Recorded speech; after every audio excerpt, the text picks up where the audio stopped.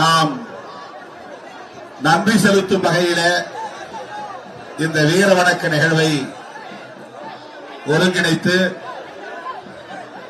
ஒவ்வொரு ஆண்டும் நடத்தி கொண்டிருக்கிறோம்.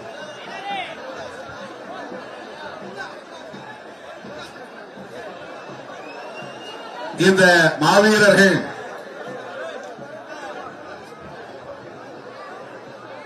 தனிப்பட்ட பிரச்சனைகளுக்காக சாதி வெறியர்களால் படுகொலை செய்யப்படவில்லை. நிலத்தகராறு அல்லது தனிப்பட்ட நபர்களுக்கு இடையிலான கொடுக்கல் வாங்கல் பிரச்சனை அல்லது அணுகுமுறைகளால் ஏற்பட்ட முரண்களால் உருவான மோதல் என்கிற அடிப்படையில் மேலவளவு முருகேசனும்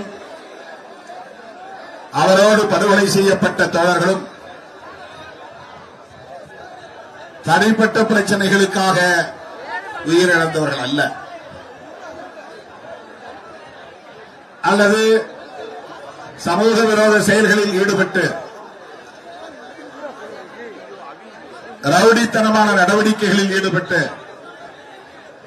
அதனால் ஏற்பட்ட மோதல்களில் உயிரிழந்தவர்கள் அல்ல.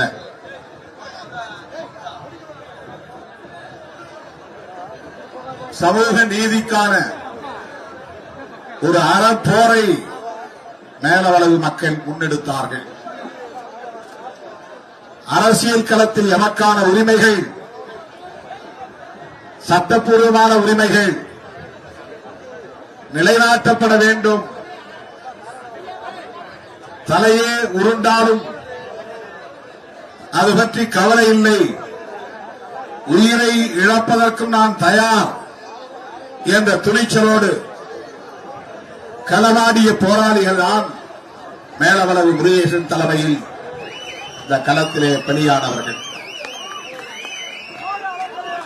யார் யாரையோ மாவீரர்கள் என்று நாம் சொன்னாலும் இந்த மாவீரர்கள் என்ற சொல்லுக்கு 100 விழுக்காடு பொருத்தமானவர்கள், உரித்தானவர்கள் மேலவளவு போராளிகள் தான். குறிப்பாக மாவீரன் மேலவளவு முருகேசன் தான். எதேச்சையாக 2 நபர்களுக்கு இடையிலே நடந்த மோதலில் தாக்கப்பட்டு உயிரிழந்தவர் அல்ல. சாதி வெறியர்கள் சட்ட அறிவு இல்லாமல், சமூக விழிப்புணர்வு இல்லாமல், அரசியல் புரிதல் இல்லாமல் சாதி பித்து மட்டுமே தலைக்கேறிய நிலையில் தமது ஆதிக்கத்தை நிலைநாட்ட வேண்டும் என்கிற ஆணவத்தில் மேலவளவு ஊராட்சியை தனித்தொகுதியாக ஒதுக்கக்கூடாது என்ற கோரிக்கையை வைத்தார்கள். அது ஒரு அறியாமையில் எழுந்த கோரிக்கை,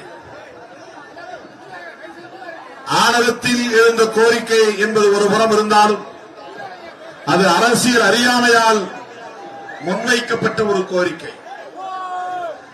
இந்தியா முழுவதும் பஞ்சாயத்து ராஜ் சட்டம் நடைமுறைக்கு வருகிறது. அந்த சட்டம் வருவதற்கு முன்பு உள்ளாட்சி அமைப்புகளிலே இடஒதுக்கீடு கிடையாது. சட்டமன்ற தேர்தல்களில் இடஒதுக்கீடு உண்டு, நாடாளுமன்ற தேர்தல்களில் இடஒதுக்கீடு உண்டு. எஸ்சி எஸ்டி என்கிற பட்டியல்படுத்தப்பட்ட சாதிகளுக்கு அகில இந்திய அளவில் சட்டமன்ற தேர்தல்களிலும் நாடாளுமன்ற தேர்தல்களிலும் இடஒதுக்கீடு உண்டு. அரசியலமைப்பு சட்டப்பூர்வமாக புரட்சியாளர் அம்பேத்கர் அவர்கள் அதை உறுதிப்படுத்தி இருக்கிறார். 1932ஆம் ஆண்டு செப்டம்பர் திங்கள் 24ஆம் நாள் எலவாடா சிறைச்சாலையில் காந்தியடிகளோடு நடத்திய பேச்சுவார்த்தையின் விளைவாக அவர் கையெழுத்திட்ட பூனா ஒப்பந்தத்தின் மூலம் உறுதிப்படுத்தப்பட்ட ஒரு உரிமைதான் சட்டமன்ற தேர்தல்களிலும் நாடாளுமன்ற தேர்தல்களிலும் இந்த மக்களுக்கான இடஒதுக்கீடு என்பது உறுதிப்படுத்தப்பட்டது. உள்ளாட்சி அமைப்புகள் அப்போது அரசின் கட்டுப்பாட்டில் இல்லாமல் இருந்த காலம். அந்தந்த ஊர்களில் இருக்கிற ஆதிக்க சாதிகளை சார்ந்தவர்கள் தான் ஊராட்சி தலைவர்களாக அவர்களே அறிவித்துக் கொள்வார்கள், தேர்ந்தெடுத்துக் கொள்வார்கள். அதற்கு தேர்தல் என்பது கிடையாது. அதற்கு சட்டப்பூர்வமான வரையறைகள் எதுவும் கிடையாது. ஒரு ஊரில் எந்த சாதி பெரும்பான்மையாக இருக்கிறதோ, எந்த சாதியை சார்ந்தவர்கள் ஆதிக்கம் செய்கிறார்களோ அவர்கள் அந்த கிராமத்தின் பரம்பரையான ஊர் தலைவராக, ஊராட்சி தலைவராக இருந்து வருகிற நடைமுறை தொடர்ந்தது. அதிலே ஒரு திருத்தம் கொண்டு வர வேண்டும், அரசின் கட்டுப்பாட்டுக்குள் கொண்டு வர வேண்டும், சட்ட வரையறையை கொண்டு வர வேண்டும் என்று நாடாளுமன்றத்திலே அவ்வப்போது கேள்விகள் எழுந்தன, விவாதங்கள் நடந்தன. அதன் அடிப்படையில் ராஜீவ்காந்தி பிரதமராக இருந்த போது கொண்டுவரப்பட்ட சட்டம் தான் பஞ்சாயத்து ராஜ், நகர்பாலிகா என்கிற 2 சட்டங்கள். பலமுறை நான் இதை பேசியிருந்தாலும் கூட மீண்டும் மீண்டும் இந்த அரசியல் புரிதலை நாம் பெற வேண்டியிருக்கிறது. புதிய இளைய தலைமுறையினருக்கு இதை சுட்டிக்காட்ட வேண்டிய தேவை இருக்கிறது, அறிந்து கொள்ள வேண்டிய தேவை இருக்கிறது. சட்டப்படியான வரையறையை கொண்டு வர வேண்டும் என்கிற விவாதங்களை அடுத்து உருவான சட்டங்கள் தான் பஞ்சாயத்து ராஜ் சட்டம், நகர்பாலிகா சட்டம். பஞ்சாயத்து ராஜ் என்பது ஊரகங்களில், கிராமப்புறங்களில் நடைபெறுகிற தேர்தலுக்கான சட்டங்கள். நகர்பாலிகா என்பது டவுன் பஞ்சாயத், முனிசிபாலிட்டி என்கிற நகர்ப்புறங்களுக்கான தேர்தல்களுக்கு உருவாக்கப்பட்ட சட்டங்கள். இந்த சட்டங்களில் முதல் முறையாக பெண்களுக்கும் இடஒதுக்கீடு வந்தது. எஸ்சி எஸ்டி என்கிற ஷெட்யூல் காஸ்ட், ஷெட்யூல் டிரைப்ஸ், இந்த சமூக பிரிவினருக்கும் இடஒதுக்கீடு சட்டப்பூர்வமாக உறுதிப்படுத்தப்பட்டது. இந்த சட்டம் 1989 நாடாளுமன்றத்தில் நிறைவேற்றப்பட்டவை, நடைமுறைக்கு வந்தது. நாடாளுமன்றத்திலே சட்டங்களை இயற்றினாலும் கூட அந்த சட்டங்களுக்கு விதிமுறைகள் வரையறுக்க வேண்டும் என்பது ஒரு சட்ட வரையறை. ஆக்ட் என்பது வேறு, ரூல்ஸ் என்பது வேறு. ஒரு சட்டத்தை நடைமுறைப்படுத்துவதற்கு விதிமுறைகளை வரையறுக்க வேண்டும். அது 1995 தமிழகத்தில் வரையறுக்கப்பட்டது. 89 சட்டம் வந்தது, ஆக்ட். யூனியன் கவர்மெண்ட், டெல்லியிலே இருக்கிற ஒன்றிய அரசாங்கம், இந்திய அரசாங்கம் அந்த சட்டத்தை நிறைவேற்றியது. 5-6 ஆண்டுகளுக்கு பிறகுதான் தமிழ்நாட்டிலே அந்த சட்டத்திற்கான வரையறைகள் வந்தன. அதன் பிறகுதான் இம்ப்ளிமெண்ட், நடைமுறைக்கு வந்தது. அந்த சட்டத்தை நடைமுறைப்படுத்துகிற அந்த சூழலில் தான் உள்ளாட்சி தேர்தலும் அறிவிக்கப்பட்டது. 1990 இந்த இயக்கத்தின் தலைமை பொறுப்பை ஏற்ற நான், தேர்தல் பாதை நமக்கு வேண்டாம், பொது வாழ்க்கையில் கட்சி தொடங்குகிற போதே முதலமைச்சர் கனவோடு பலரும் கட்சி தொடங்குகிறார்கள். அடுத்த முதலமைச்சர் நாங்கள் தான் என்று ஒவ்வொருவரும் அறிவித்துக் கொள்கிற நிலைகளை நாம் பார்க்கிறோம். ஆனால் திருமாவளவன் பொது வாழ்க்கைக்கு வந்தபோது அரசியல் பதவி தேவையில்லை, மக்களுக்காக தியாகம் செய்வோம், சட்டமன்றத்துக்கு போவோம் என்று நான் பேசவில்லை, சிறைச்சாலைகளுக்கு செல்வோம் வாருங்கள். என்னை நம்பி என் பின்னால் வருகிற தோழர்கள் கருத்திலே பூமாலை விடும் என்று எண்ணி வர வேண்டாம். கைகளில் விலங்குகள் மாற்றப்படும், அதை புரிந்து கொண்டு வாருங்கள். சட்டமன்றத்திற்கு செல்வோம் என்று கற்பனைகள் வேண்டாம், சிறைச்சாலை செல்வதற்கு தயாராக வாருங்கள். 1990 எனக்கு 27 வயது. நான் ஒரு அரசு ஊழியர். அப்போது நான் செய்த பிரகடனம் இதுதான். வாழ்க்கையை முழுமையாக மக்களுக்கு ஒப்படைக்க தயாராக உள்ள இளைஞர்களே, உங்களை என் உயிரின் உயிராக நான் ஏற்றுக்கொள்கிறேன். என்னோடு அணிதிரண்டு மாறுங்கள். கிராமம் கிராமமாக செல்லுவோம், மக்களை அமைப்பாக்குவோம், அரசியல் படுத்துவோம். புரட்சியாளர் அம்பேத்கர், தந்தை பெரியார், மாவேலை, மார்க்ஸ் போன்ற மனிதர்களின் கொள்கைகளை மக்களுக்கு எடுத்துச் செல்வோம். இதுதான் என் தொடக்க கால பிரகடனம் அறிவிப்பு. நான் பொது வாழ்க்கையிலே அடியெடுத்து வைத்த காலத்தில் இப்படித்தான் இயக்கத் தோழர்களை நான் ஈர்த்தேன், அழைத்தேன், அமைப்பாக்கினேன். அப்போது தேர்தல்களில் பங்கேற்கிற நிலைப்பாடு எதுவும் கிடையாது. தேர்தலை புறக்கணிக்கிற காலத்தில் உள்ளாட்சி தேர்தல் வந்தது.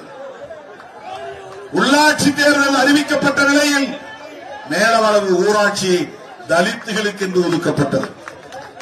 இது சட்டப்படி நிகழ்ந்தது. யாரும் கோரிக்கை வைக்கவில்லை. மேலவளவிலே வாழக்கூடிய இந்த எளிய மக்கள், தலித் மக்கள், எங்கள் ஊராட்சியை எங்களுக்கு ஒதுக்குங்கள் என்று கேட்கவில்லை. இந்த மாவட்டத்தில் அதிகப்படியான மக்கள் தொகை கொண்ட ஊராட்சிகள் எவை எவை என்று அடையாளம் காணுகிற போது, இடஒதுக்கீட்டின் அடிப்படையிலே இத்தனை ஊராட்சிகளை இந்த மதுரை மாவட்டத்தில் தனித்தொகுதிகளாக அறிவிக்கப்பட வேண்டும் என்கிற கட்டாயத்தின் அடிப்படையில் மதுரை மாவட்ட ஆட்சியர் தன்னுடைய அதிகார வரம்புக்கு உட்பட்டு எடுத்த முடிவு மேலவளவு ஊராட்சி தலித்துகளுக்கானது என்பது. இதுதான் அரசியல் அறிவு. இதை தெரிந்திருந்தால், இதை தெரிந்தவர்கள் அவர்களுக்கு தலைவர்களாக இருந்திருந்தால் அவர்களுக்கு எடுத்துச் சொல்லி இருப்பார்கள். பாவம், தலைவர்களுக்கே அந்த அரசியல் புரிதல் இல்லை. அதுதான் சிக்கல். அதுதான் சிக்கல்.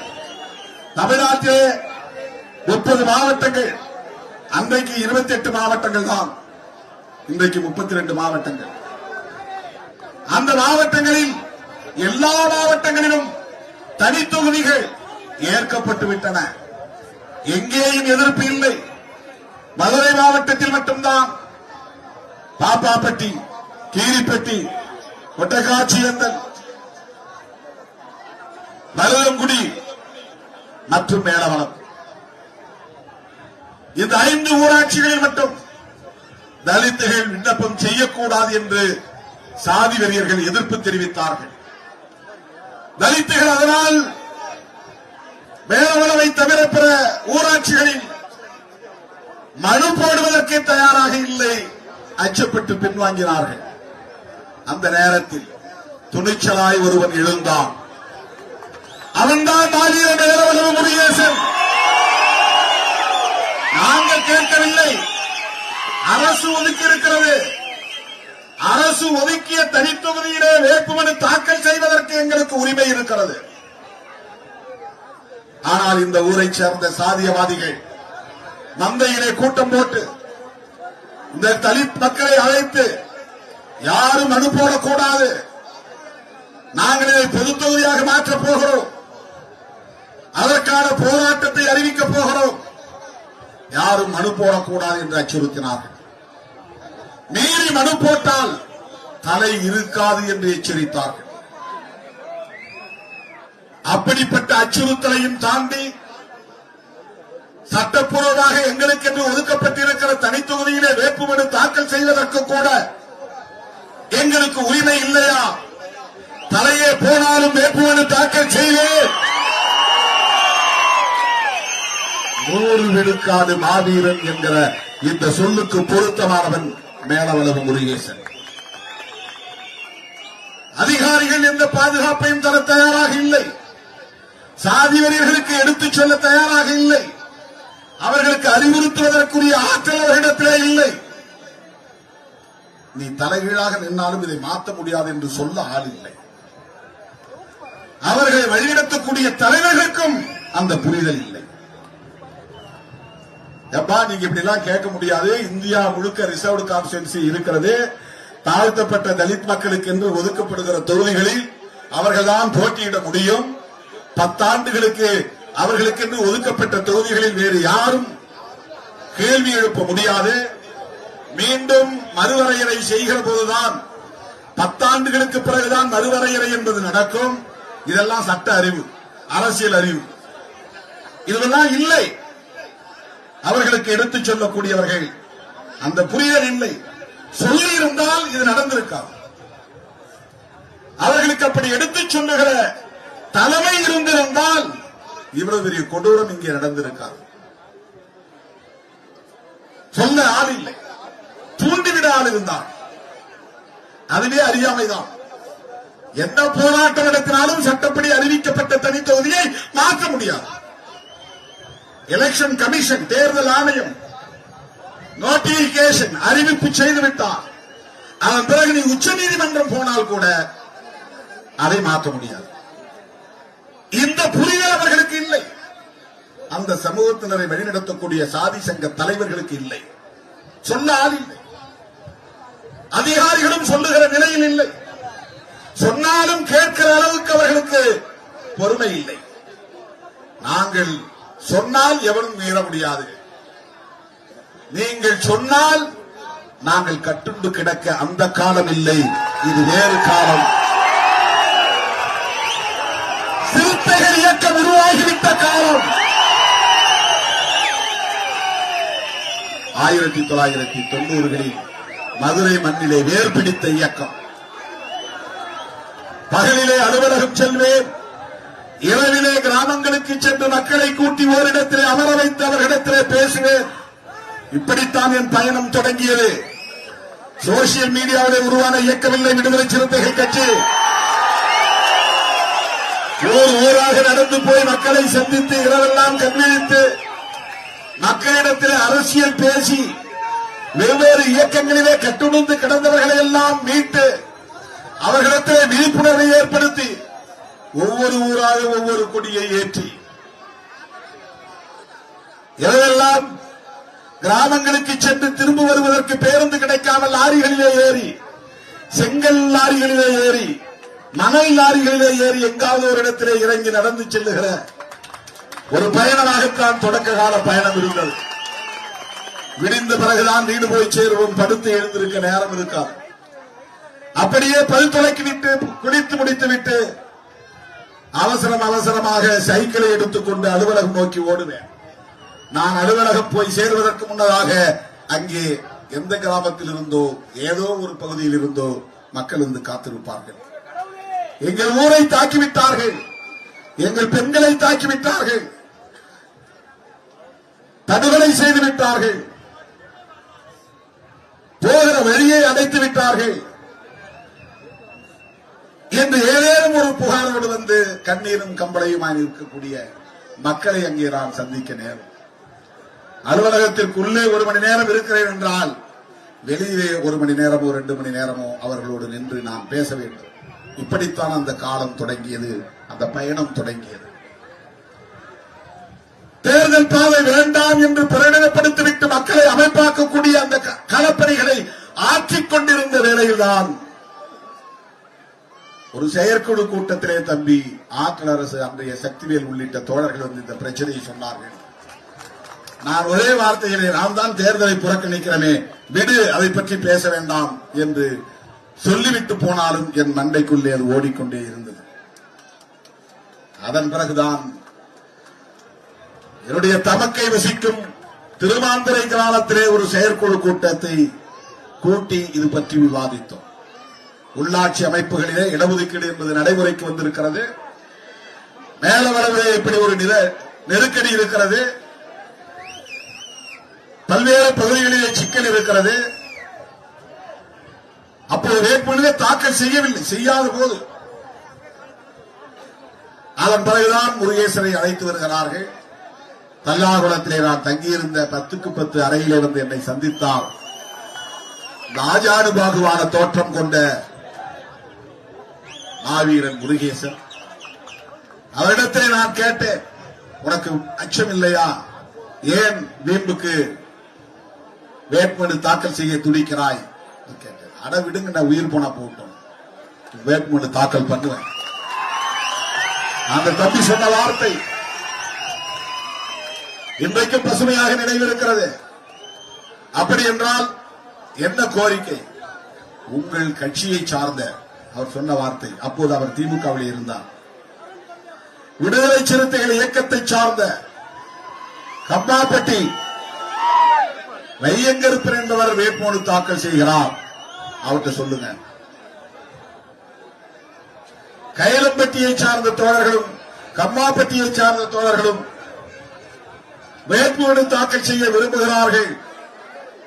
நாம எல்லாரும் சேர்ந்து ஒரு ஆளா நின்னாதான் நல்லது. உங்க கட்சியிலிருந்து யாரும் போட்டியிட வேண்டாம். விடுதலை சிறுத்தைகள் தேர்தல் பாதையில் உடன்பாடு கொண்ட இயக்கம் இல்லை. அப்படி இருந்தால் அவர்களை நான் தடுத்து விடுகிறேன்.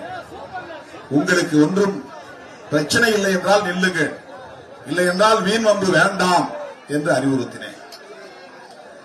நான் மோடு முட்டியாக இருந்திருந்தால், மதுரையில மோடு முட்டினா முட்டா பயன் இருக்கும். அப்படியா? அதை விடக்கூடாது, நீ போய் நில்லு பாத்துக்கிற அப்படின்னு தான் சொல்லியிருப்பேன். ஆனால் அன்றைக்கே எனக்கு ஒரு பொறுப்புணர்வு இருந்தது. மோடு முட்டித்தனமாக எந்த விஷயத்தையும் அணுகக்கூடாது. அங்கே சாதி வெறியர்கள் எச்சரிக்கை விடுக்கிறார்கள் என்றால் உன் பாதுகாப்பு முக்கியம் என்று சொன்னவன் திருமாவளவன். உன் பாதுகாப்பு முக்கியம். ஒரு முறைக்கு 2 முறை யோசித்து முடிவெடு. அவசரப்பட வேண்டாம், வீண் வம்பு வேண்டாம். உள்ளபடியே தம்பிகள் இருக்கிறார்கள். அப்படித்தான் அவருக்கு நான் அறிவுரை சொன்னேன். வீட்டுக்கு திரும்பிவிட்டு மறுபடியும் வந்துதான், இல்லை நான் இருக்கிறேன், என்ன ஆனாலும் நான் இருக்கிறேன். அந்த வீரம் தான் இன்றைக்கும் என் கண்களில் அப்படியே பசுமையாக பதிவாகி இருக்கிறது. தெரிந்தே களத்தில் இறங்கினான். அவன்தான் மாவீரன். எதேச்சே நடந்ததில்லை. எசக பிசகா போய் மாட்டிக்கல. Sudden provocation நடந்ததில்லை. பேசிக்கிட்டு இருக்கிறோம், தகராறு வருது, திடீர்னு ஒருத்தன் ரவுடி பை அட்டாக் பண்றான், அதனால ஒருத்தன் சுரண்டு விழுந்து சாகுறான். அப்படி அல்ல. தூங்கிட்டு இருக்கும் போது சில பேர் எண்ணிக்கைக்காக வந்து கழுத்தறுத்து கொலை பண்ணிவிட்டு ஓடுவார்கள். அப்படி பலியான தோழர் அல்ல. எதிரிகள், சாதி வெறியர்கள் எச்சரிக்கை விடுக்கிறார்கள், கெடு விதிக்கிறார்கள், மீறினால் கொலை செய்வோம் என்கிறார்கள், தலையை அறுப்போம் என்கிறார்கள். இவ்வளவு எச்சரிக்கை தெரிந்த பிறகும் நான் வேட்புமனு தாக்கல் செய்வேன் என்று முடிவெடுத்தானே, அதுதான் வேலவன முருகேசன், மாவீரன் முருகேசன்.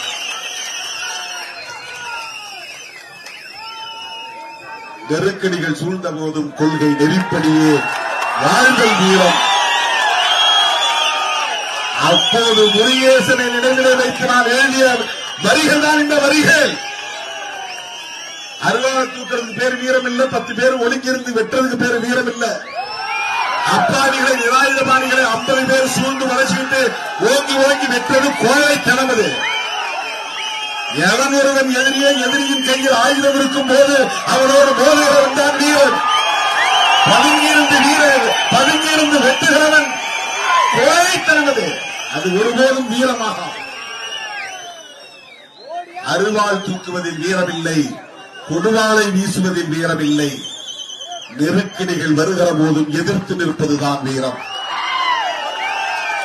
நெருக்கடிகள் சூழ்ந்த போதும் கொள்கை நெறிப்படியே வாழ்தல் வீரம்.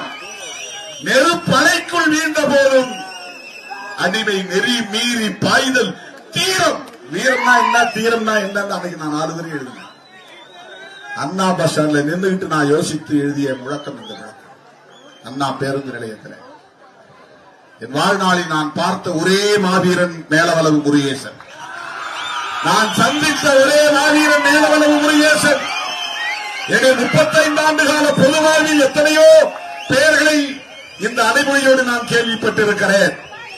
மேடைகளில் பேசுகிற மாவீரன் அல்ல, களத்தில் எதிரிகளை நேருக்கு நேர் சந்தித்த ஒரு மாவீரன் மேலவளவு முருகேசன். எங்களுக்கான உரிமை அது, சட்டப்பூர்வமான உரிமை அது. அதை நசுக்குவதற்கு உனக்கு என்ன அதிகாரம் இருக்கிறது? அதை பறிப்பதற்கு உனக்கு யார் அதிகாரம் தந்தது? அதனால் என் உயிர் போனாலும் அந்த உரிமையை நிலைநாட்டுவேன். அதுதான் கொள்கை நெறிப்படி வாழ்தல் வீரம். தோழர்களே, அப்படித்தான் இந்த இயக்கம் தேர்தல் பாதையை நோக்கி நகர்ந்தது. மேலவளவு முருகேசனுக்கு எப்படி துணை நிற்பது? இதை எப்படி எதிர்கொள்வது, இதை எப்படி அணுகுவது என்கிற கேள்விக்கு விடை தேடிய போதுதான் நாம் வெறும் அரட்டுத்தனமாக தேர்தல் புறக்கணிப்பை ஒரு உத்தியாக கையாளக்கூடாது. மக்களின் உணர்வுகளை புரிந்து கொண்டு மக்களின் தேவைகளில் இருந்துதான் நாம் முடிவுகளை எடுக்க வேண்டும். இப்ப கூட மது ஒழிப்பு மாநாடு அறிவித்திருக்கிறேன். இது வரட்டுத்தனமான கோரிக்கை அல்ல, மக்களின் கோரிக்கை. அரசியல்வாதிகள் எல்லாம் கள்ளச்சாராயத்தை ஒழியுங்கள் என்கிறார்கள். கள்ளக்குறிச்சியிலே பாதிக்கப்பட்ட மக்கள் எல்லாம் அரசு மதுபான கிளைகளை மூடுங்கள் என்கிறார்கள். அதுதான் மக்கள் கோரிக்கை. அதனால்தான் விடுதலை சிறுத்தைகள் மதுவிலக்கை சொல்கிறது. மக்களை படித்தோம், மக்களுடைய கோரிக்கைகள் என்ன, அதிலிருந்துதான் முடிவெடுக்கிறோம். நான் மக்களை சந்திப்பதற்கு முன்னால், வெகு மக்களை சந்திப்பதற்கு முன்னால் தேர்தல் புறக்கணிப்பை ஒரு உத்தியாக அறிவிப்பு செய்தேன். மக்களை களத்தில் சந்தித்த பின்னால் தேர்தல் புறக்கணிப்பு என்பது ஒரு உத்தி, சரியான உத்தியாக இருக்க முடியாது. இந்த தேர்தலில் நாமும் பங்கேற்க வேண்டும், மக்களை வழிநடத்த வேண்டும். நாம் தான் மாற்று என்று மக்களுக்கு சொல்ல வேண்டும் என்கிற அறிவை பெற்று பாடத்தை கற்று அதிலிருந்து எடுத்த முடிவுதான் விடுதலை சிறுத்தைகள் கட்சி தேர்தல் பாதைக்கு திரும்பியது. தோழர்களே, முருகேசன் விண்ணப்பம் செய்துவிட்டார். அதன் பிறகு நடந்த கதைகள் நிறைய. அன்றைக்கு நான் ஒரு சராசரி நபராக இருந்திருந்தான், ஒரு ரவுடியாக இருந்திருந்தான். என்னை பல பேர் ஆத்திரமூட்டினார்கள். விடக்கூடாது, பதிலுக்கு பதில் செய்ய வேண்டும், யாரையாவது செய்ய வேண்டும். இதுதான் ரவுடிகளின் வேலை. செஞ்சவனை செய்வது என்பது வேறு, ஆனால் சாதி அடிப்படையில் எண்ணிக்கைக்கு செய்வது என்பது ரவுடித்தனம். இந்த சாதியில் 4 பேர் இருந்தா அந்த சாதியில் 4 பேர் வேணும். ஆடு மேய்க்கிறவன், கடைக்கு வர்றவன், குளிக்க போறவன், படுத்து தூங்குறவன், அப்பாவி எவனோ ஒருத்தனை வெட்டி கணக்கு சேர்க்கிறவன். பதிலுக்கு பதில் செய்ய வேண்டும் என்ற தூண்டல் இருந்தது. ஆனால் அன்றைக்கு எனக்கு இருந்த பொறுப்புணர்வின் அடிப்படையில் நான் அப்படி தவறான வழிகாட்டுதல் எதையும் செய்யவில்லை.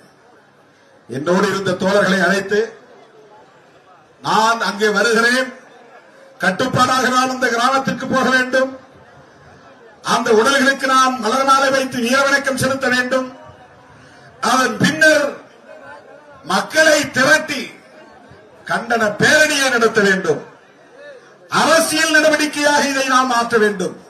1997 அரசியலில் புதிதாக அடிமை எடுத்து வைத்த அந்த தொடக்க காலத்தில் இப்படித்தான் திருமாவளவன் சிந்தித்தான்.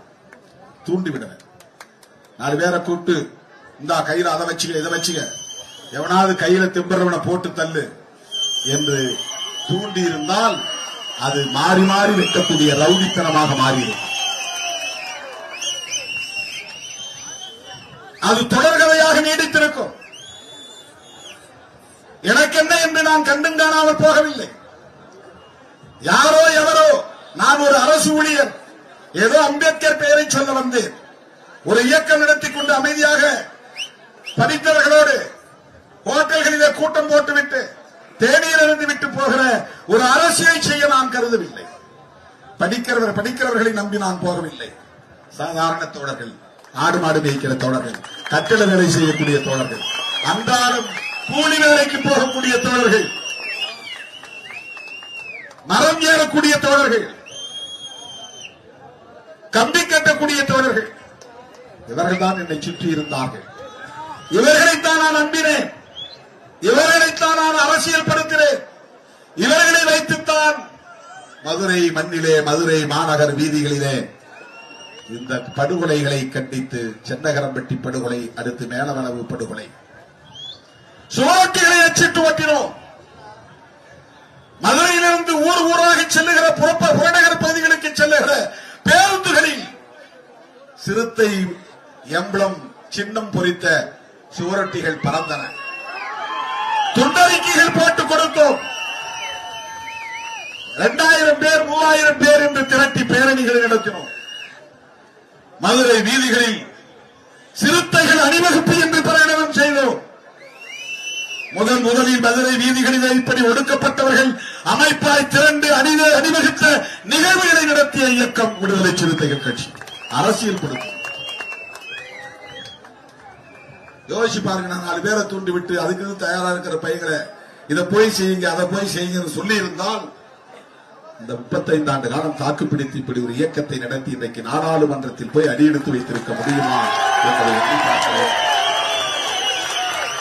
மதுரை மண்ணிலே தொடங்கிய இயக்கம் விவேகானந்தா காலனியிலே தனிமையிலே இருந்த ஒரு வீட்டிலே உட்கார்ந்து நான் தனியே ஒரு பேப்பரிலே வரைந்த கொடி இன்றைக்கு நாடாளுமன்றத்திலே பறக்கிறது. விடுதலை சிறுத்தைகளின் கொடி டெல்லியிலே பறக்கிறது. அன்னைக்கு நான் நினைத்து பார்க்கவில்லை. இந்த நீலத்தையும் சிவப்பையும் இணைத்த போது பொதுவாக அம்பேத்கர் இயக்கம் என்றால் நீலக்கொடிதான். அதிலே சரிபாதியாக சிவப்பை சேர்த்தவன் திருமாவளவன். முதலிலே இந்திய அரசியலிலே மாற்றியத்தை இணைக்க வேண்டும். இடதுசாரி அரசியலை இணைத்து செல்ல வேண்டும். பெரியாரியத்தை இணைத்து செல்ல வேண்டும். இப்படித்தான் இந்த இயக்க தோழர்களை நான் அரசியல் படுத்தினேன். மேலவளவு படுகொலையை கண்டித்து மதுரையிலே இயக்கம் நடத்திய விடுதலை சிறுத்தைகள் முதல் முறையாக சென்னை தலைநகரத்திலே மிகப்பெரிய பேரணியை நடத்தினோம். நாடு திரும்பி பார்த்தது. அடுத்த நாள் காலையிலே எல்லா பத்திரிகைகளிலும் தலைப்புச் செய்தி சென்னையிலே நடத்திய பேரணி. எப்படி 7 பேர் படுகொலையானது முதல் பக்க செய்தியாக தலைப்புச் செய்தியாக வந்ததோ அதை போல ஜூலை 23, 1997 சென்னை மாநகரத்திலே விடுதலை சிறுத்தைகள் நடத்திய பேரணி பெரியமேட்டிலே தொடங்கி கன்னியாகுமரத்திலே போய் முடிந்தது. ஏறத்தாழ 8 கிலோமீட்டர் 10 கிலோமீட்டர் தூரம் பேரணி. அந்த பேரணியில் தான் விடுதலை சிறுத்தைகள் யார் என்பது உலகத்திற்கு தெரிய வந்தது. வெளிச்சத்திற்கு தெரிய வந்தது. அதன் பிறகுதான் இது நாடு பேசுகிற ஒரு பேசுவிடும் பொருளாக மாறியது. வழக்கமாக தலித்துகள் கொல்லப்பட்டால் நண்டு நத்தைகளை மிதித்துவிட்டு போனால் காலால் தள்ளிவிட்டு போவதை போல் இந்த ஒடுக்கப்பட்ட மக்கள் படுகொலை செய்யப்பட்டாலும் கூட 174 CRPC போடுகிற துறையாகத்தான் காவல்துறை இருந்தது. எவ்வளவு பெரிய பச்சை படுகொலையாக இருந்தாலும் காவல்துறைக்கு ஒரு ஸ்டாண்டிங் ஆர்டர் 174 CRPC. 174 CRPC யாருன்னு தெரியல, யாரோ வெட்டிட்டு போயிட்டாங்க. இனிமே நாங்க விசாரிச்சு குற்றவாளியை கண்டுபிடிச்சு அதை கொலை வழக்கா இல்லையா என்று புலன் விசாரணை செய்து பிறகு அந்த வழக்கை பதிவு செய்வோம். இந்த ஆணவம் காவல்துறையிலே இருந்தது. இந்த அலட்சியம் காவல்துறையிலே இருந்தது. ஒடுக்கப்பட்ட மக்களை யாரும் கொலை செய்யலாம். ஒடுக்கப்பட்ட மக்களின் குடிசைகளை யாரும் கொளுத்தலாம். ஒடுக்கப்பட்ட மக்களின் குடியிருப்புகளுக்குள்ளே யாரும் நுழைந்து தாக்குதல் நடத்தலாம். போலீசும் நுழைந்து தாக்கும். சாதி வெறியர்கள் தாக்குவார்கள். எந்த கொடுமையும் அரங்கேறும். ஆனால் காவல்துறை சாதாரண வழக்குகளில் குற்றவாளிகளை தப்ப விடுவார்கள். அதில் ஒரு தீவிரம் இருக்காது. அந்த வன்கொடுமை தடுப்புச் சட்டம் 1984 வந்தது. 95 அதற்கு வரையறைகள் வந்தன. வன்கொடுமை தடுப்புச் சட்டம், நான் முதலில் பஞ்சாயத்து ராஜ் என்று சொன்னேன். வன்கொடுமை தடுப்புச் சட்டம், பஞ்சாயத்து ராஜ் சட்டத்தின்படி இடஒதுக்கீடு வந்தது. அது உடனே நடைமுறைக்கு வந்தது. இந்த வன்கொடுமை தடுப்புச் சட்டம் 89 வந்தது. அதற்கான நடைமுறை 95 சட்டம் இயற்றப்பட்டது. அந்த சட்டத்தை நடைமுறைப்படுத்த வேண்டும் என்பதுதான் நம்முடைய கோரிக்கையாக இருந்தது. 97 படுகொலையில 97 படுகொலையில மேலவளவு படுகொலையில அந்த சட்டத்தை போடுவதற்கு கூட காவல்துறையிடம் போராட வேண்டியிருந்தது. பொதுவா ஒரு செக்ஷன் போடுவாங்க. போட்டாங்க SC/ST ஆக்ட் 3110. 3 என்றால் செக்ஷன், 1 அதுல இருக்க கிளாஸ், 10 சப் கிளாஸ். 3வது பிரிவு செக்ஷன், 1வது கிளாஸ் அதில் உள்ள துணை பிரிவு, 10வது உபப்பிரிவு அதில் உள்ள இன்னொரு துணை பிரிவு.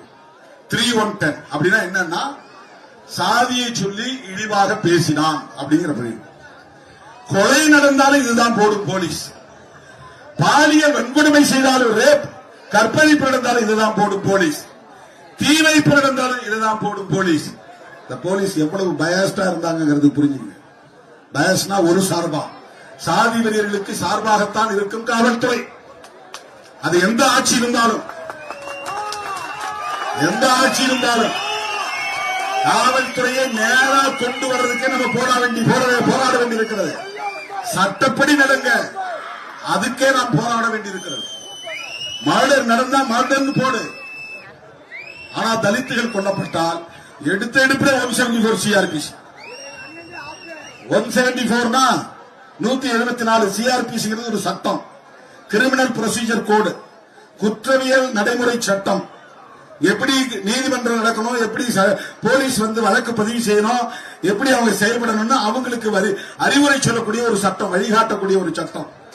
அந்த சட்டத்துல 174வது பிரிவு என்ன சொல்லுதுன்னா, ஒரு பாடி கிடைச்சுன்னா எடுத்த எடுப்பிலே அந்த செக்ஷன்ல வழக்க பதிவு பண்ணி அந்த பாடியை கைப்பற்றி, அந்த உடலை கைப்பற்றி, பிணத்தை கைப்பற்றி புலன் விசாரணை மேற்கொள்ளணும். புலன் விசாரணை மேற்கொள்றதுக்கு ஐஓன்னு சொல்லுவாங்க, இன்வெஸ்டிகேஷன் ஆபீசர். அவர் யாருன்னா இன்ஸ்பெக்டர் தான். ஆனா இந்த வன்கொடுமை தடுப்பு சட்டம் வந்த பிறகு இன்ஸ்பெக்டர் ரொம்ப பயஸ்டா இருப்பாங்க, சாதியவாதிகளா இருப்பாங்க, அவங்க ஒரு சார்பா நடந்துக்குவாங்க, தலித்துகளுக்கு எதிராக இருப்பாங்கிறதுனால அந்த வன்கொடுமை தடுப்பு சட்டத்திலேயே டிஎஸ்பி தான் அதை விசாரிக்கணும். SC/ST ஆக்ட் தான். டிஎஸ்பி ஒரு அதிகாரி கொஞ்சம் நேர்மையா இருப்பாங்கன்னு ஒரு நம்பிக்கை. அவங்க இருக்க மாட்டாங்க, அது வேற. அதிகாரிகள் நேர்மையா இருப்பாங்க தான் ரொம்ப ரொம்ப கம்மி. ஒரு 10% பேர் தான் சட்டத்துக்கு மரியாதை கொடுத்து நீதி தவறாம நடக்கணும்னு நினைக்கக்கூடியவங்க. மற்றவங்க வலுவா இருக்கிற பக்கம் சாஞ்சிருவாங்க. எந்த சாதி ஆதிக்கமா இருக்கோ அந்த சாதிக்கு சலாம் போட்டு, நீங்க நினைக்கிற மாதிரி நான் அந்த கேஸ மூடிடுறேன், கேஸ் போடுற மாதிரி போடுறேன், உங்க மேலையும் சேர்த்து போடுறேன். வரும்போது ஏர்போர்ட்ல சொன்னாங்க, ராமநாதபுரம் மாவட்டம் சம்பகுளம் கிராமத்துல சாதி வெறியர்கள் கொடிக்கம்பத்தை உடைச்சிட்டான், ட்ரில்லிங் வச்சு குடிநீர் தொட்டியை உடைச்சிட்டான். போலீஸ் வழக்கு போறான். தெருவுக்கு உடைச்ச மேலும் கேஸ், புகார் கொடுக்க போன மேலும் கேஸ். உடைச்சவன் 3 பேர் மேல கேஸ், புகார் கொடுத்தவன் 13 பேர் மேல கேஸ். இதுதான் போலீஸ் நாணயம். போலீஸ் புத்தி இதுதான். கேடுகட்ட புத்தி, சாதி புத்தி, ஒரு சார்பான புத்தி, பாரபட்ச புத்தி, வெட்கக்கேடாக இருக்கிறது. இதெல்லாம் எதுக்கு ஐபிஎஸ் படிச்சு வந்தாங்க தெரியும். ஒரு நேர்மை இல்லைன்னா என்ன படிச்சு என்ன புரியும்? ஒரு நேர்மை இருக்கணும்ல. விக்டிம்ஸ் மேல கேஸ் போடுறது நேர்மையான ஆளா, பாதிக்கப்பட்ட மேல கேஸ் போடுறான். கேட்டா ஐபிஎஸ் நாக்கு வலிக்கிறதுக்காது. உங்க நேர்மையே இல்ல, அப்புறம் படிச்சு என்ன புண்ணியம்? நேர்மையே இல்லையே. பாதிக்கப்பட்ட புகார் கொடுக்குறான், அவன் மேல 13 பேர் மேல கேஸ்.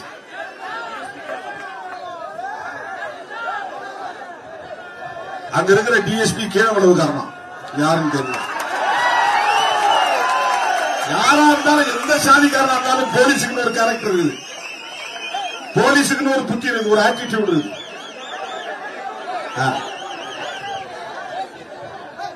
பாதிக்கப்பட்ட ஊரை குறைச்சிருவான், ஊருக்குள்ள அடிப்பான்.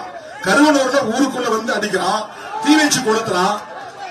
அந்த ஊர்ல இருந்த மக்கள் மேல கேஸ் போடுறான் போலீஸ். என்ன இது என்ன நியாயம்? இது எந்த சட்டத்துல இடம் இருக்குது? கேட்டா அவங்க கண்டுபிடிச்சு வச்சுக்கலாம், போலீஸ வேலை செய்ய விடாம தடுத்தாங்க. இது இந்தியா முழுக்க இருக்கு, தமிழ்நாட்டில் மட்டும். இப்ப மேலவளவு படுகொலை நடந்த நேரத்தில் மதுரையிலே நாம் சென்னையிலே பேரணி நடத்துறோம். அதே ஆகஸ்ட் மாதம் 23ஆம் தேதி, அதே வருஷம் ஆகஸ்ட் 8ஆம் தேதி மேலூர்ல பேரணி நடத்தும். மதுரையில் நடத்துறது இல்லாம இன்னைக்கு ஏதாவது சோசியல் மீடியாவில் ஏதோ எழுதிட்டு இருக்கிறாங்க வரலாறு மாத்தி. அந்த மேலூரில் நடந்த பேரணியில காவல்துறை தடியடி நடத்திச்சு. நம்மள அடிச்சு சிதற வைக்கிறாங்க. பேரணி அமைதியா 1 by 1 காலேஜ் கிரவுண்ட்ல இருந்து வருது, கவர்மெண்ட் ஆர்ட்ஸ் காலேஜ். அங்க இருந்து நாங்க பேரணி புறப்பட்டு இங்க போலீஸ் ஸ்டேஷன் நோக்கி வரோம். பேரணி முடிய போற நேரத்துல போலீஸ் தடியடி நடத்தி பாதி கும்பலை பிரிச்சு பயங்கரமா தாக்குதல் நடத்துறாங்க. அப்ப நான் போலீஸ் சண்டை போறேன். என்ன போலீஸ் எஸ்பிக்கு பாதுகாப்பா இருந்த ஆயுத போலீஸ்காரன் என் மண்டைய ஓங்கி அடிக்கிறது வந்தாங்க. அந்த எஸ்பி அன்னைக்கு நல்ல வேலை 2 கையாளி தடுத்து என் மேல அடிவிடாம தடுத்தார். ஆனாலும் மேல விழுந்துச்சு, மண்டில விழல, அடிச்சாங்க. என்ன கோரிக்கை? வன்கொடுமை தடுப்பு சட்டத்தை நடைமுறைப்படுத்து. இதுதான் கோரிக்கை. இப்படித்தான் போராடினோம். பதுங்கியிருந்து ஒளிந்திருந்து கூலிப்படையிடம் தூண்டிவிட்டு பதிலுக்கு பதில் செய்யுங்கள் என்று ரவுடித்தனத்தை தூண்டவில்லை விடுதலை சிறுத்தைகள் கட்சி. திருமாவளவன் மேலவளவு படுகொலையை நாடே பேச வைக்கக்கூடிய வகையில் அரசியல் படுத்திய இயக்கம் விடுதலை சிறுத்தைகள் கட்சி. வட மாவட்டங்களில் கிளைகள் ஆரம்பிக்கப்படாத நிலையிலே கூட பல மாவட்டங்களில் விடுதலை சிறுத்தைகளின் எழுச்சி மாபெரும் போராட்டமாக மாறியது. கடலூர் மாவட்டம் மிக பெருமளவிலே இந்த படுகொலையை கண்டித்து பேரணிகள், ஆர்ப்பாட்டங்கள், சாலை மறியல்கள் என்று களத்திலே இறங்கிய மாவட்டம். தோழர்களே, இதுவெல்லாம் நாம் கடந்து வந்த பாதைகள். இன்றைக்கு நம்முடைய தோழர்கள் சொன்னதைப் போல 4 சட்டமன்ற உறுப்பினர்களையும் 2 நாடாளுமன்ற உறுப்பினர்களையும் பெற்று தேர்தல் ஆணையத்தின் சட்ட வரையறையின்படி அங்கீகாரத்தை பெற்ற இயக்கமாக, பேரியக்கமாக விடுதலை சிறுத்தைகள் கட்சி தவிர்க்க முடியாத ஒரு அரசியல் சக்தியாக எழுச்சி பெற்றிருக்கிறது. தமிழ்நாட்டில் மட்டுமின்றி கேரளா, ஆந்திரா, தெலுங்கானா, கர்நாடகா, மகாராஷ்டிரா என்று சிறுத்தைகளின் கொடி இன்றைக்கு கிராமப்புறங்களில் பறக்கிறது. அகில இந்திய அளவில் இந்தியா கூட்டணி என்கிற ஒரு மாபெரும் கூட்டணியில் 28 கட்சிகளே ஒரு கட்சியாக விடுதலை சிறுத்தைகள் கட்சி இன்றைக்கு அங்கம் வகிக்கிறது. மோடிக்கு எதிரான அரசியலை விதைத்ததில், அரசமைப்பு சட்டத்திற்கு ஆபத்து என்கிற கருத்தை பரப்பியதில் விடுதலை சிறுத்தைகளுக்கு மாபெரும் பங்கு உண்டு. கடந்த 10 ஆண்டுகளாக விடுதலை சிறுத்தைகள் பேசிய அரசியல் இன்றைக்கு இந்தியா முழுவதும் பேசப்படுகிறது. நாடாளுமன்றத்தில் ராகுல் காந்தி உட்பட ஒவ்வொருவரும் இன்றைக்கு அரசமைப்பு சட்டத்தை உயர்த்தி பிடிக்கிறார்கள் என்றால் அந்த அரசமைப்பு சட்டத்தை உயர்த்தி பிடித்த இயக்கம் இந்தியாவிலேயே முதலாக உயர்த்தி பிடித்த இயக்கம் விடுதலை சிறுத்தைகள் கட்சி. மோடி முதன்முறையாக பிரதமர் ஆனதும் அடுத்த ஓரிரு ஆண்டுகளில் டிமானிட்டைசேஷன் 500 ரூபாய் நோட்டு செல்லாது, 1000 ரூபாய் நோட்டு செல்லாது என்று அறிவித்தவுடன் மோடியால் அரசமைப்பு சட்டத்திற்கு ஆபத்து என்று சொல்லி பாண்டிச்சேரியிலே 1,00,000 பேரை திரட்டி அரசமைப்பு சட்ட பாதுகாப்பு மாநாட்டை நடத்திய இயக்கம் விடுதலை சிறுத்தைகள் கட்சி. இது காங்கிரசுக்கும் பிஜேபிக்கும் நடக்கிற யுத்தம் இல்லை. இது காங்கிரசுக்கும் இடதுசாரிகளுக்கும் இடையே நடக்கிற யுத்தம் இல்லை.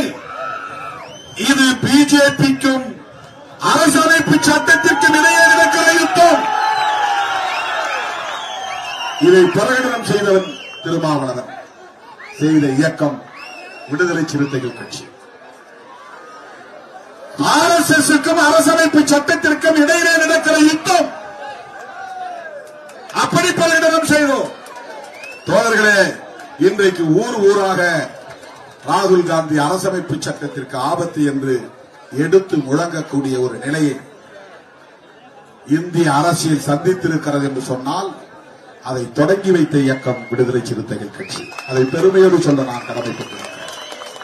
பேசாத கூட்டம் இல்லை, பேசாத மாநாடு இல்லை. சேவ் கான்ஸ்டிடியூஷன் கான்பரன்ஸ் என்ற பெயரிலே அரசமைப்பு சட்டத்தை பாதுகாப்போம் என்கிற மாநாடு ஆந்திராவிலே 4-5 இடங்களில் நடந்தது. கர்நாடகாவிலே நடந்தது, தெலுங்கானாவிலே நடந்தது, கேரளாவிலே மூணாறிலே நடந்தது, டெல்லியிலே அறிவார்ந்தவர்கள் கூடிய அரங்குகளில் முழங்கினோம். புரட்சியாளர் அம்பேத்கர் அவர்கள் வகுத்தளித்த அரசமைப்பு சட்டத்திற்கு ஆபத்து. இன்றைக்கு என்ன நிலை? வெற்றி பெற்று பதவியேற்க போனதும் மோடி முதலில் தலை வணங்கியதே அரசமைப்பு சட்டத்தில் தான். அரசமைப்பு சட்டத்தில் தான் ஆணவத்தோடு ஆட்சி செய்து கொண்டிருந்த கும்பலை அரசமைப்பு சட்டத்தை முத்தமிடக்கூடிய வகையிலே, அரசமைப்பு சட்டத்தை தொட்டு வணங்கக்கூடிய வகையிலே தலைவணங்க செய்திருக்கிறோம். அதிலே விடுதலை சிறுத்தைகளின் பங்கு மகத்தானது என்பதை சொல்ல நான் கடமைப்பட்டிருக்கிறேன். அருமை தோழர்களே, இன்றைக்கு அங்கீகாரம் பெற்று அந்த தகுதி நிலையை எட்டி அதன் பிறகு முதலாக நான் மேலவளவுக்கு வந்திருக்கிறேன். சென்னையிலே நடைபெற்ற கூட்டத்தில் நான் ஒன்றை சொன்னேன். தேர்தல் அரசியலுக்கு திரும்பியதும் சிதம்பரம் தொகுதியிலே நானே வேட்பாளராக போட்டியிடக்கூடிய நிலை உருவானது. 15 நாள் இடைவெளியில் ஒரு வேட்பாளராக நான் போய் நின்றதும் மக்களிடையே எழுந்த எழுச்சியை கண்டு பொறுத்துக் கொள்ள முடியாத சாதிவெறியர்கள் தலித் மக்களை குறிவைத்து தாக்கினார்கள். 15 கிராமங்கள் முற்றாக எரிக்கப்பட்டு சாம்பலாக்கப்பட்டன. நூற்றுக்கணக்கான கிராமங்கள் தாக்கப்பட்டன. நூற்றுக்கணக்கான இளைஞர்கள் காயம்பட்டார்கள், ரத்தம் சிந்தினார்கள். அந்த இளைஞர்களுக்கு நான் இந்த அங்கீகார வெற்றியை காணிக்கையாக்குகிறேன் என்று சொன்னேன்.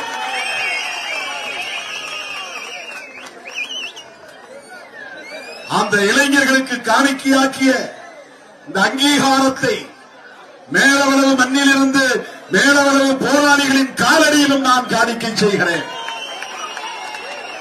விடுதலை சிறுத்தைகள் கட்சி இன்றைக்கு தவிர்க்க முடியாத ஒரு அரசியல் சக்தியாக எழுச்சி பெற்றிருக்கிறது. விடுதலை சிறுத்தைகள் கட்சி இன்றைக்கு பாராளுமன்றத்திலே விசிக என்று சபாநாயகர் உச்சரிக்கக்கூடிய நிலை, எதிர்க்கட்சிகள் உச்சரிக்கக்கூடிய நிலை, அந்த உச்சத்தை தொட்டிருக்கிறோம். இன்றைக்கு விடுதலை சிறுத்தைகள் கட்சியை சார்ந்த சட்டமன்ற உறுப்பினர்கள் சட்டமன்றத்திலே முழங்குகிற முழக்கம் நாட்டையே திரும்பி பார்க்க வைக்கிறது. 4 பேரும் பேசுகிற அரசியல் அரங்கிலே அதிர்வலைகளை ஏற்படுத்துகிறது. விடுதலை சிறுத்தைகளின் நாடாளுமன்ற உறுப்பினர்கள் இந்தியாவிலேயே டாக்டர் பட்டம் பெற்ற 2 பேர், இந்தியாவிலேயே டாக்டர் பட்டம் பெற்ற அரசியல் தலைவர்கள். டாக்டர் பட்டம் பெற்ற நாடாளுமன்ற உறுப்பினர்கள் மொத்தம் 28 பேர். அந்த நாடாளுமன்ற உறுப்பினர்கள் 28 பேரில் 2 பேர் தலித் சமூகத்தை சார்ந்தவர்கள். ஒருவர் திருமாவளவன், இன்னொருவர் ரவிக்குமார். இந்த 2 பேரும் விடுதலை சிறுத்தைகள் கட்சியை சார்ந்தவர்கள். இப்படியெல்லாம் இன்றைக்கு நாடே பேசுகிறது, ஊடகம் பேசுகிறது. இந்த நிலையை நாம் எட்டியிருக்கிற சூழலில் அருமை தோழர்களே, கள்ளக்குறிச்சியில் நடந்த நச்சுச்சாராய சாவுகளை பற்றி நான் ஆர்ப்பாட்டத்திலே பேசினேன். அதை மீண்டும் பேச நான் விரும்பவில்லை. அப்போது செய்த அறிவிப்பை மறுபடியும் நான் இங்கே மேலுறுதி செய்கிறேன். புரட்சியாளர் அம்பேத்கர் அவர்களின் சமூக நீதி கொள்கைகளை எப்படி நாம் ஏற்றுக்கொண்டு அதை முன்னெடுத்து செல்கிறோமோ அதை போல அந்த களத்திலே சமகாலத்தில் புரட்சியாளர் அம்பேத்கர் அவர்களை தன் தோழனாக ஏற்றுக்கொண்டு சமூக நீதிக்காக போராடியவர். 2 பேரும் மதுவிலக்கில் உறுதியாக இருந்த தலைவர்கள். ஒருவர் புரட்சியாளர் அம்பேத்கர், இன்னொருவர் தந்தை பெரியார்.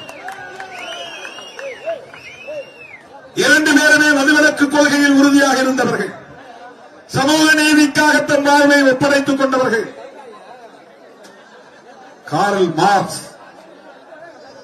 மதத்தையே அபின் என்று சொன்னவர். மத பற்று என்பது மனிதனை மயக்கும். அபின் என்றால் ஒரு போதைப் பொருள், போதை மருந்து.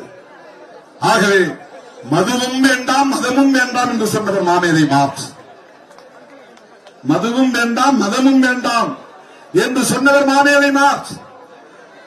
அம்பேத்கர், பெரியார், மார்க்ஸ் என்கிற அந்த மாமனிதர்களின் கொள்கை வழியிலே இயங்குகிற இயக்கம் தேர்தல் அரசியலில் இதனால் எந்த பின்னடைவு ஏற்பட்டாலும் ஒருபோதும் கவலைப்படாது விடுதலை சிறுத்தைகள் கட்சி. முழு மதுவிலக்கிலே உறுதியாக இருக்கிறோம். 2015 மதுவிலக்கை கோரி மகளிர் மாநாட்டை நடத்தினோம். அன்னையிலே வெல்லும் ஜனநாயக மாநாட்டை நடத்தினோம். உலகமே திரும்பி பார்த்தது. சிறுத்தைகளின் கட்டுப்பாட்டை கண்டது. எங்கிருந்து வருகிறார்கள் இவர்கள்? புற்றீசல் போல் வந்து கொண்டே இருக்கிறார்கள். நள்ளிரவு 12 மணியை தாண்டியும் கும்பல் கலையவில்லை.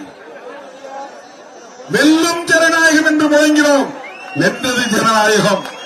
234 தொகுதிகளிலே இன்றைக்கு இந்தியா கூட்டணி வெற்றி பெற்றிருப்பது ஜனநாயகத்தின் வெற்றிதான். அதை போல நாட்டின் கவனத்தை ஈர்க்கிற ஒரு மாபெரும் மாநாட்டை நாம் நடத்த திட்டமிட்டிருக்கிறோம். முழுக்க 100 விழுக்காடு பெண்கள் பங்கேற்கிற மாநாடு, மகளிர் மாநாடு, மது ஒழிப்பு மகளிர் மாநாடு. செப்டம்பர் 17 பெரியார் பிறந்த நாளில் இடம் பின்னர் அறிவிக்கப்படும். பெரும்பாலும் விழுப்புரம் மாவட்டம் அல்லது கள்ளக்குறிச்சி மாவட்டம் அந்த பகுதியில் ஒருங்கிணைக்கப்படலாம். தேதியை 2 நாட்களில் நான் அறிவிக்க இருக்கிறேன். அந்த மாநாட்டுக்கான பல களப்பணிகளை உடனே நாம் தொடங்க வேண்டும். எல்லா மாவட்டங்களில் இருந்தும் ஆயிரக்கணக்கான மகளிரை நாம் அணிதிரட்டி வர வேண்டும். மேலவளவு மகளிரும் மாநாட்டுக்கு வர வேண்டும். மாவீரன் முருகேசன் அவருடைய தலைமையில் களப்பலியான அந்த 7 பேருக்கும், இந்த பகுதியில் சாதி வெறியர்களால் படுகொலை செய்யப்பட்ட தோழர்கள் அனைவருக்கும் இந்த வீர வணக்க நாளில் வீர வணக்கம் செலுத்தி சனாதனத்தை வேறறுக்க, சமத்துவத்தை வென்றெடுக்க உறுதியேற்கிறோம், உறுதியேற்கிறோம், உறுதியேற்கிறோம் என்பதை சொல்லி அனைவரும் பாதுகாப்பாக வீடு திரும்ப வேண்டும் என்று வேண்டுகோள் விடுத்து விடைபெறுகிறேன்.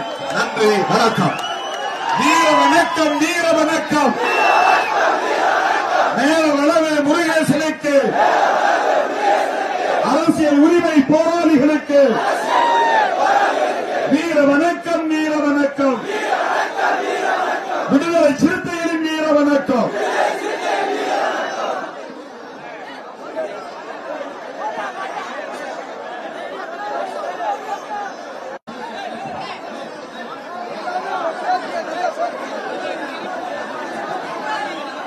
அழகிய ஆண்டோருக்கு எழில் வேந்தன் என்று பெயர் சுட்டி வாழ்த்துகிறார். எழில் அரசி என்று பெயர் சுட்டி வாழ்த்துகிறார்.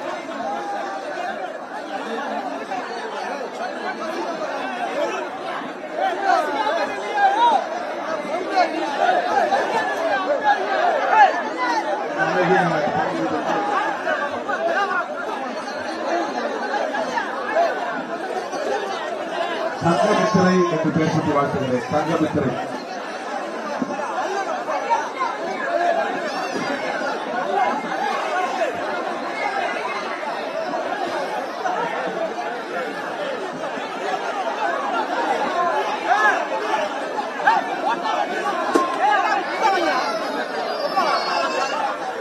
மஞ்சப்பட்டியை சார்ந்த இந்த அழகிய குழந்தைக்கு எழில் வளவன் என்று பெயர் சுட்டி வாழ்த்துகிறேன். திருப்பதி சங்கீதம்.